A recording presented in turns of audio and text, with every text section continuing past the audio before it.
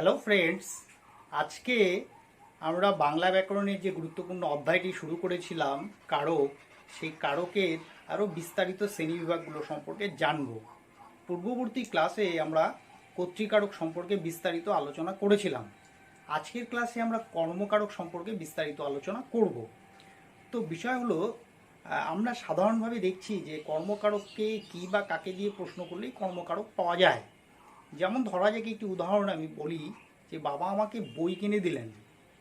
ঠিক আছে, এবার কি কিনে দিলেন, বই কিনে দিলেন, এটাতেই একটা কর্মকারক রয়েছে, অর্থাৎ বই হচ্ছে একটি কর্মপদ। আবার কাকে কিনে দিলেন, আমাকে কিনে দিলেন, এটাও একটি কর্ম, অর্থাৎ এটা একটা দ্বিকর্ম ক্রিয়ার উদাহরণ আর কি। তো আমরা দেখছি যে কি বা কাকে দিয়ে প্রশ্ন করলে খুব সহজেই আমরা কিন্তু কর্মপদটিকে বের করে নিয়ে আসতে পারছি। কিন্তু কখনো কখনো দেখা যাবে যে কি বা কাকে দিয়ে প্রশ্ন করেও কিন্তু কর্মকারকটা বের হচ্ছে না, বা তাকে সেই কর্মকারককে বের করতে গিয়ে আমাদের কিন্তু শ্রেণীবিভাগগুলোর সাহায্য নিতে হচ্ছে। এই কারণে আমাদের কিন্তু কর্মকারকের অন্তর্গত যে শ্রেণীবিভাগগুলো রয়েছে সেই শ্রেণীবিভাগগুলোকে জানা কিন্তু খুবই প্রয়োজন। তো শ্রেণীবিভাগগুলো ঢোকার পূর্বে আমরা কর্মকারক বিষয়টা কি সেটা একটা সংজ্ঞার আকারে আমরা একটা ধারণা তৈরি করব। কি সেই ধারণা? বলা হলো যে কর্মকারক হলো আসলে কর্তা যাকে আশ্রয় করে ক্রিয়াটিকে সম্পাদন করে বা যাকে অবলম্বন করে ক্রিয়া সম্পাদিত হয় তাকেই বলা হচ্ছে কর্ম, অর্থাৎ ক্রিয়াপদটির অবলম্বন বা আশ্রয়কারী যে পদ সেই পদকেই বলা হচ্ছে কর্মকারক। উদাহরণের মধ্যে আমরা দেখলাম যদি যে রাম বই পড়ে, অর্থাৎ পড়া যে ক্রিয়াটি, এই পড়া ক্রিয়াটি কাকে আশ্রয় করে সম্পাদিত হচ্ছে? এই বইকে আশ্রয় করে সম্পাদিত হচ্ছে বা বইকে অবলম্বন করে সম্পাদিত হচ্ছে, তাই বই হচ্ছে এখানে কর্মপদ। তো খুব সহজেই বোঝা গেল যে কর্মপদ আসলে কি। এবার আমরা ঢুকবো কর্মের আরও বিশেষ যে শ্রেণীবিভাগগুলো রয়েছে সেই শ্রেণীবিভাগগুলোর দিকে। তো সেই শ্রেণীবিভাগগুলোর মধ্যে প্রথমেই আসবে মুখ্য কর্ম এবং গৌণ কর্ম। ঠিক আছে, তো মুখ্য কর্ম ও গৌণ কর্ম কি? মুখ্য কর্ম ও গৌণ কর্ম হলো একটি ক্রিয়া, সেটি দ্বিকর্ম ক্রিয়া। ধরা যাক একটি বাক্য রয়েছে, সেই বাক্যের মধ্যে দুটি কর্ম আছে এবং সেটি সুস্পষ্ট। সেক্ষেত্রে আমরা দেখব যে প্রাণীবাচক যে কর্ম থাকবে একটি, সেই প্রাণীবাচক কর্মটিকে আমরা বলছি গৌণ কর্ম, এবং অপ্রাণীবাচক যে কর্মটি থাকবে সেটাকে আমরা বলছি মুখ্য কর্ম। একটি উদাহরণের সাহায্যে বিষয়টিকে বিশদে বোঝা যায়। যেমন একটি উদাহরণ নিলাম যে বাবা আমাকে চিঠি লেখেন, বাবা আমাকে নিয়মিত চিঠি লেখেন। তো এবার এই যে দুটো কর্ম এখানে আছে তোমরা বুঝতেই পারছো কি, একটি হলো চিঠি আর একটি হলো আমাকে, অর্থাৎ কি লেখেন, চিঠি লেখেন, এবং কাকে লেখেন, আমাকে লেখেন। তাহলে দুটো কর্ম আছে এখানে। এবার এই দুটো কর্মের মধ্যে কিন্তু দুটো একই কর্ম নয়, একই জাতীয় কর্ম নয়। অর্থাৎ এখানে চিঠি হচ্ছে মুখ্য কর্ম। কেন? কারণ চিঠি হচ্ছে একটি অপ্রাণীবাচক, বা আমরা বলতে পারি এটি একটি বস্তুবাচক, বা আমরা অপ্রাণীবাচক শব্দটি ব্যবহার করলাম যে অপ্রাণীবাচক কর্ম হচ্ছে কি, চিঠি। তাহলে চিঠি হচ্ছে আমাদের এখানে একটি মুখ্য কর্ম। আর গৌণ কর্ম তাহলে কোনটি? গৌণ কর্ম হচ্ছে প্রাণীবাচক যে কর্মটি রয়েছে, অর্থাৎ আমাকে লেখেন, কাকে চিঠি লেখেন, আমাকে লেখেন। সেক্ষেত্রে আমাকে কথাটি হলো কিন্তু আমাকে যে পদটি আছে, যে কর্মপদ, সেটি হচ্ছে একটি গৌণ কর্ম, সেটি হচ্ছে একটি গৌণ কর্ম। অর্থাৎ প্রাণীবাচক কি হবে? গৌণ কর্ম, আর অপ্রাণীবাচক যেটি সেটি হলো মুখ্য কর্ম। তাহলে বোঝা গেল মুখ্য কর্ম, গৌণ কর্ম কি জিনিস। এবারে আসছি উদ্দেশ্য কর্ম এবং বিধেয় কর্ম। আমরা কিছু কিছু ক্রিয়াপদ পেয়ে থাকি যেখানে কি থাকে, যেখানে তোমার দ্বিকর্মক থাকে, অর্থাৎ কিছু কিছু ক্রিয়াপদে দুটো কর্ম থাকে, যেটা আগেরটাতেও পেলাম এরকম থাকে। তো সেক্ষেত্রে আমরা দেখব যে উদ্দেশ্য এবং বিধেয়ের একটা বিষয় থাকে। অর্থাৎ বলা যেতে পারে এক্ষেত্রে যে একটি কর্মকে পরিপূরক করার জন্য আরেকটি কর্মপদকে আসতে হয় বা নিয়ে আসতে হয়। ঠিক আছে, সেক্ষেত্রে সেটাকে আমরা বলছি উদ্দেশ্য কর্ম এবং বিধেয় কর্ম। উদাহরণ হিসেবে আমরা যদি বলি তাহলে কি বলছি, যে একটি বাক্য নিচ্ছি, বাক্যটি কি, গুরুজনকে ভক্তি করো। ঠিক আছে, এই যে গুরুজনকে, কাকে ভক্তি করো? গুরুজনকে। এবার ভক্তি করো, কি করো? ভক্তি করো। অর্থাৎ এই যে গুরুজনকে কর্মপদটি রয়েছে, সেই কর্মপদটিকে পরিপূরক হিসেবে কিন্তু ভক্তি কথাটি, অর্থাৎ ভক্তি কর্মপদটি এলো। তাই এখানে আমরা দেখব যে গুরুজনকে, আর তাছাড়াও যদি আমরা অন্যভাবে ভাবি তাহলে দেখব যে গুরুজন, অর্থাৎ এই কর্মপদটি উদ্দেশ্যকে, উদ্দেশ্যটা কি? উদ্দেশ্য হচ্ছে গুরুজনকে, গুরুজনকে অ্যাড্রেস করছে বা গুরুজনকে টু আর কি উদ্দেশ্য করছে। সেক্ষেত্রে তাহলে গুরুজন হচ্ছে উদ্দেশ্য কর্ম আমরা বলবো। আর কি করতে বলছে সেটা সেটা হচ্ছে ভক্তি করো। তাহলে এই ভক্তিটা হচ্ছে বিদেহ কর্ম। এবং আমরা অন্যভাবে যদি আরেকটু ভাবি তাহলে বুঝবো যে যখন এই কর্মের দিত হয়, অর্থাৎ দুটো কর্ম থাকে, তখন যদি বিভক্তিযুক্ত কর্মটিকে, অর্থাৎ বিভক্তিযুক্ত কর্মটিকে আমরা উদ্দেশ্য কর্ম বলবো এবং বিভক্তি শূন্য কর্মটিকে আমরা বিধেয় কর্ম বলবো। এক্ষেত্রে গুরুজনকে ভক্তি করো, গুরুজনের সঙ্গে কে বিভক্তিযুক্ত আছে, তাই এই কে বিভক্তিযুক্ত কর্মপদটিকে আমরা বলছি উদ্দেশ্য কর্ম। আর ভক্তি বিভক্তি শূন্য যে কর্ম সেটা হচ্ছে, সেটাকে আমরা বলছি বিধেয় কর্ম। বোঝা গেল? তাহলে আমরা উদ্দেশ্য কর্ম এবং বিধেয় কর্ম বুঝলাম। এবারে আসছি একটি গুরুত্বপূর্ণ, যেটা পরীক্ষার উদ্দেশ্যে খুবই গুরুত্বপূর্ণ, সেটি কি সমধাতুজ কর্ম। খুবই সোজা, আমরা সমধাতুজ কর্তা করেছিলাম, এবারে করছি সমধাতুজ কর্ম। সমধাতুজ কর্মটা তাহলে কি? সমধাতুজ কর্ম হলো যে একই ধাতু থেকে কর্মপদ এবং ক্রিয়াপদ যদি নিষ্পন্ন হয় তাহলে সেটাকে বলছে সমধাতুজ কর্ম। এবার সমধাতুজ কথাটার মধ্যেই কিন্তু এটার একটি ধারণা লুকিয়ে আছে, কি? যে সম একই ধাতু থেকে জন্ম। সমধাতুজ কথাটা হতে একই ধাতু থেকে জন্ম, অর্থাৎ ক্রিয়াপদ যে ধাতু থেকে জন্ম হয়েছে, কর্মপদটি সেই একই ধাতু থেকে জন্ম হয়েছে বা হবে, সেক্ষেত্রে আমরা সেটাকে বলছি সমধাতুজ কর্ম। উদাহরণে আসছি, কি খেলাই না খেললো, অর্থাৎ খেলা হচ্ছে কর্মপদ, খেললো হচ্ছে ক্রিয়াপদ, দুটোই খেল ধাতু থেকে নিষ্পন্ন। কি নাচনি না নাচলো, অর্থাৎ নাচন হচ্ছে কর্মপদ আর নাচলো হচ্ছে ক্রিয়াপদ, দুটোই নাচ ধাতু থেকে এসছে। তাহলে এক্ষেত্রে এগুলোকে আমরা বলছি, যখন ক্রিয়াপদ এবং কর্মপদ একই ধাতু থেকে নিষ্পন্ন হচ্ছে তখন সেটাকে আমরা বলছি সমধাতুজ কর্ম। তখন যে কর্মপদটি আছে সেই কর্মপদটিকে আমরা বলছি সমধাতুজ কর্ম। অর্থাৎ কি খেলাই না খেললো, এই খেলা এখানে হচ্ছে সমধাতুজ কর্ম। কি নাচনি না নাচলো, নাচন হচ্ছে এখানে সমধাতুজ কর্ম। তাহলে আমরা সমধাতুজ কর্ম বুঝলাম। এবারে আসছি অক্ষুণ্ণ কর্ম। অক্ষুণ্ণ কর্ম কি? অক্ষুণ্ণ কর্ম হচ্ছে কি, একটি বাচ্য আছে, সেই বাচ্চের মধ্যে ধরো কর্ম আছে, এবার সেই বাচ্চাটাকে বাচ্চান্তর করা হলো বা অন্য বাচ্চে, হ্যাঁ, কর্মবাচ্যে বা অন্য কোনো বাচ্চে রূপান্তর করা হলো। সেক্ষেত্রে যদি কর্মপদটি অক্ষুণ্ণ থাকে তাহলে সেটাকে আমরা বলছি অক্ষুণ্ণ কর্ম। অর্থাৎ কর্মপদটি যদি কোনো রকম পরিবর্তন না ঘটে তাহলে সেক্ষেত্রে আমরা সেটাকে বলছি অক্ষুণ্ণ কর্ম। কি সেই উদাহরণ? উদাহরণ হিসেবে একটি নিয়ে আসছি। যেমন ধরো, প্রধান শিক্ষক মহাশয় স্বাধীনতা দিবস উপলক্ষে পতাকা উত্তোলন করলেন। ঠিক আছে, অ্যাক্টিভ মানে কর্তৃবাচ্য, আমরা এটাকে কর্মবাচ্যে নিয়ে যাই। প্রধান শিক্ষক মহাশয়, আচ্ছা তার আগে আসছি এই কর্তৃবাচ্যে, প্রধান শিক্ষক মহাশয় স্বাধীনতা দিবস উপলক্ষে পতাকা উত্তোলন করলেন। কর্মপদ আমরা পেয়েছি, কি কি উত্তোলন করলেন? পতাকা।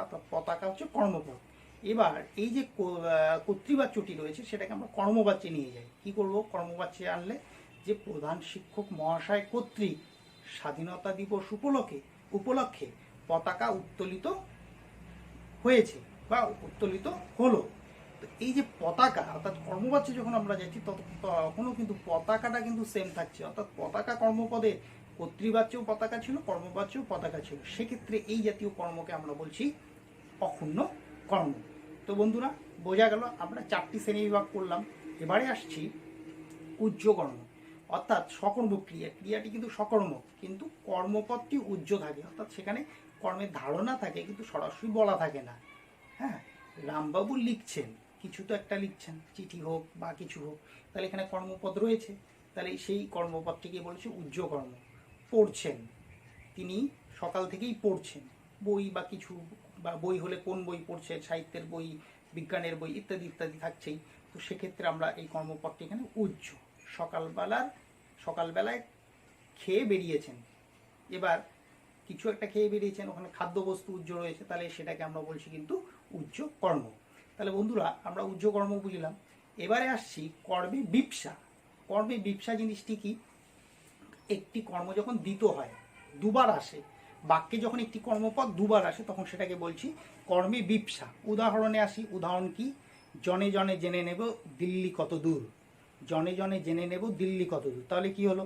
এই যে জনে জনে কথাটি আছে, এই জনে জনে কথাটির মধ্যেই কি আছে? কর্মপদ জনে জনে। কার কাছ থেকে জেনে নেব বা কাকে কাকে জিজ্ঞাসা করবো সেটা হচ্ছে জনে জনে। তাহলে এই যে জনে জনে কথাটি আছে, সেই জনে জনে কথাটির মধ্যে কি আছে? বিপ্সা আছে, অর্থাৎ জনে জনে ক্রিয়াপদটি দুবার ব্যবহৃত হয়েছে, দ্বিত হয়েছে, তাই সেটাকে আমরা বলছি কর্মে বিপ্সা। বোঝা গেল বন্ধুরা? আরও রয়েছে কর্মপদ। আরও কর্মপদের মধ্যে কি? আরেকটি উদাহরণ আমি তোমাদের কাছে নিয়ে আসছি, সেটা হচ্ছে কি? যেমন ধরো বাক্যাংশীয় কর্ম, অর্থাৎ কোনো বাক্যের একটি বাক্যাংশ যখন কর্মপদ হিসেবে বিবেচিত হবে তখন সেটাকে আমরা বলছি বাক্যাংশ কর্ম। কি সে উদাহরণ? ধরি একটা উদাহরণ বলা গেল, নাচ গান যা পারো তাই করো। নাচ গান আবৃত্তি যা পারো তাই করো। তো এই যে নাচ গান আবৃত্তি যা পারো, এই এতটুকুন হচ্ছে তাই করো, তারপরে আসলো তাই করো। করো ক্রিয়াপদটাকে যদি আমরা প্রশ্ন করি কি করতে বলা হয়েছে, নাচ গান আবৃত্তি যা পারো, এই যে সমগ্র বাক্যাংশটাই হচ্ছে একটি কর্মপদ, তাহলে সেক্ষেত্রে আমরা এটাকে বলছি আমরা কি বাক্যাংশীয় কর্ম। এখানে আরও কিছু উদাহরণ রয়েছে, যে না জানিয়ে সিদ্ধান্ত নেওয়া সঠিক হয়নি। এবার সঠিক হয়নি, কি সঠিক হয়নি, কর্মপদ আমরা বলবো, তাহলে কর্মপদ পেয়ে যাচ্ছে কি না জানিয়ে সিদ্ধান্ত নেওয়া। এই যে তার না জানিয়ে সিদ্ধান্ত নেওয়া, এটা একটি বাক্যাংশ, তাহলে সঠিক হয়নি, কি সঠিক হয়নি, না জানিয়ে সিদ্ধান্ত নেওয়া। এই যে না জানিয়ে সিদ্ধান্ত নেওয়া, এই যে বাক্যাংশটি, এই বাক্যাংশটি একটি কর্মপদ, তাহলে সেটাকে আমরা বলছি কি, সেটাকে আমরা বলছি বাক্যাংশীয় কর্ম। ঠিক আছে, বোঝা গেল? কারণ একটা বাক্যাংশই হচ্ছে সেই ক্রিয়ার আধার বা কর্মপদ। বোঝা গেল? তো আমরা বাক্যাংশ কর্ম করেছি, এবারে আসছি উপবাক্যীয় কর্ম। অর্থাৎ আমরা যখন ইংরেজির কথা বলছি যে clause, subordinate clause, principal clause তোমরা শিখেছো, সেক্ষেত্রে আমরা যদি বাংলায় আসি তাহলে দেখবো যে খণ্ড উপবাক্য, প্রধান উপবাক্য, খণ্ড উপবাক্য এরকম থাকে। তো আমরা দেখবো যে একটি উপবাক্যই একটি ক্রিয়ার কর্ম হিসেবে বিবেচিত হচ্ছে, একটি উপবাক্যই একটি ক্রিয়ার কর্ম হিসেবে বিবেচিত হয়েছে, তখন সেটাকে আমরা বলছি উপবাক্যীয় কর্ম। কি সেটা? সেটা একটা উদাহরণ দিয়ে বোঝা যায়, যে জেনে রেখো সততাই শ্রেষ্ঠ পথ। জেনে রেখো সততাই শ্রেষ্ঠ পথ, এই যে উপবাক্য সততাই শ্রেষ্ঠ পথ, জেনে রেখো, কি জেনে রাখতে বলেছেন? সততাই শ্রেষ্ঠ পথ। অর্থাৎ এই যে উপবাক্য, এই উপবাক্য হচ্ছে এই জেনে রেখো ক্রিয়াপদের যে কর্মপদ, জেনে রেখো ক্রিয়াপদের কর্মপদ, এবং জেনে রেখো ক্রিয়া, জেনে রেখো যে অংশটুকুন আছে সেটাও একটি উপবাক্য, প্রধান উপবাক্য হিসেবে আমরা এটাকে বিবেচনা করতে পারি। তার কর্মপদ হলো কি? সততাই শ্রেষ্ঠ পদ। তাহলে এই সততাই শ্রেষ্ঠ পদ যে কর্মপদ, এটি হচ্ছে উপবাক্য, তাহলে এটাকেই আমরা বলছি উপবাক্যাংশীয় কর্ম। বোঝা গেল? এবারে আমরা আসছি কর্মকর্তৃবাচ্যের কর্তা। হ্যাঁ, এই কর্মকর্তৃবাচ্যের কর্মকর্তৃবাচ্যের কর্তা নয়, কর্মকর্তৃবাচ্যের কর্ম বা কর্মকর্তৃবাচ্যের কর্তাও আমরা পড়েছিলাম। যাই হোক, এটা সম্পর্কে তোমাদের একটু বিস্তারিত বিষয় বুঝতে হবে, কারণ এবছরে তোমরা দেখবে মাধ্যমিকের প্রশ্নে কিন্তু একটা প্রশ্ন ছিল, সেটা কি ছিল, যে হঠাৎ হিসাবের মেজাজ চড়ে গেল, এরকম বলে একটা প্রশ্ন এসেছিল। কি প্রশ্ন এসেছিল? যে হঠাৎ হিসাবের মেজাজ চড়ে গেল। অর্থাৎ আমরা যদি বলি এটি কি, কর্মকারক নাকি কর্তৃকারক?